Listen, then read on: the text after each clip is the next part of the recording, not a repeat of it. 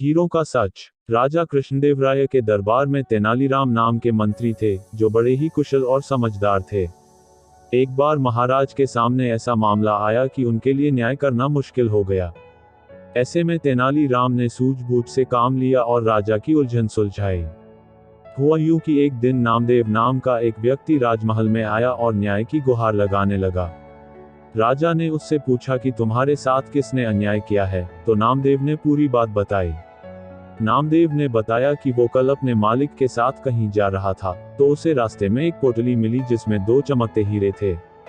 मैंने हीरे देखकर कहा कि मालिक, इन हीरों पर राज्य का अधिकार है, इसलिए इन्हें राजकोष में जमा करा देते हैं। यह बात सुनकर मालिक भड़क पड़ा और बोला कि हीरे मिलने की बात किसी को बताने की जरूरत नहीं है।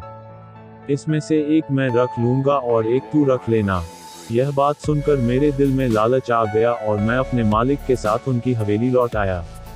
हवेली आकर मालिक ने मुझे हीरे देने से इनकार कर दिया। महाराज, मुझे न्याय दीजिए। नामदेव का दुखड़ा सुनकर महाराजा ने तुरंत मालिक को दरबार में पेश होने का आदेश दिया। नामदेव का मालिक बहुत कपटी था। दरबार में आकर बोला कि महाराज, यह बात सच है कि हमें हीरे मिले थे, लेकिन वो मैंने नामदेव को दे दिए थे।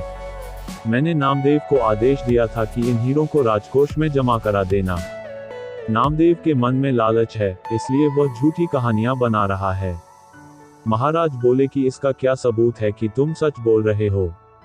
नामदेव का मालिक बोला कि हुजूर, आप बाकी के नौकरों से पूछ लीजिए, ये सभी वहां मौजूद थे।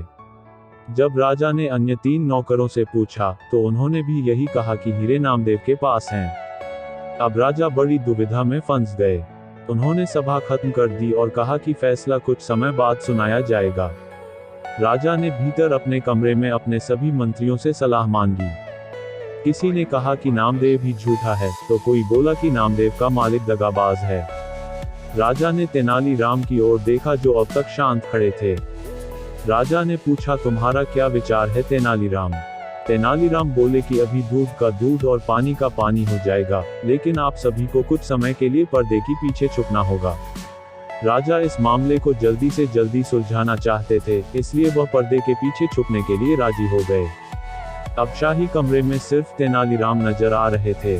उन्होंने अपने सेवक को आदेश दिया कि तीनों नौकरों को एक एक करके मेरे सामने पेश किया जाए।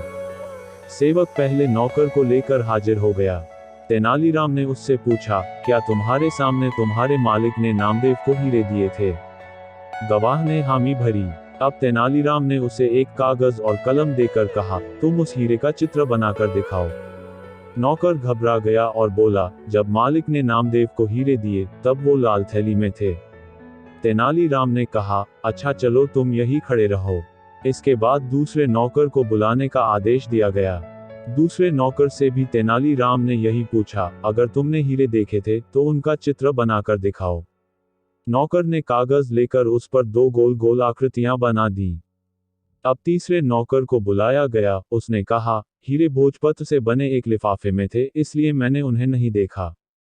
इतने में महाराजा और बाकी मंत्री पर्दे से बाहर निकलकर आ गए। उन्हें देखकर तीनों नौकर घबरा गए और समझ गए कि अलग अलग जवाब देने से उनका झूठ पकड़ा जा चुका है। वो राजा के पैरों में गिर पड़े और बोले कि उनका कोई कसूर नहीं है, बल्कि मालिक ने ही उन्हें झूठ बोलने को कहा था, नहीं तो जान से मारने की धमकी दी थी। गवाहों की बात सुनकर महाराज ने सैनिकों को आदेश दिया कि इनके मालिक के घर की तलाशी ली जाए। तलाशी लेने पर दोनों हीरे मालिक के घर से मिल गए। इस बेईमानी के कारण उसे 1000 स्वर्ण मुद्राएं नामदेव को देने का आदेश दिया गया और 20,000 स्वर्ण मुद्रा का जुर्माना भी लगाया गया। इस तरह तेनालीराम की होशियारी से नामदेव को न्याय मिला और वो राजा के दरबार से खुश होकर लौटा।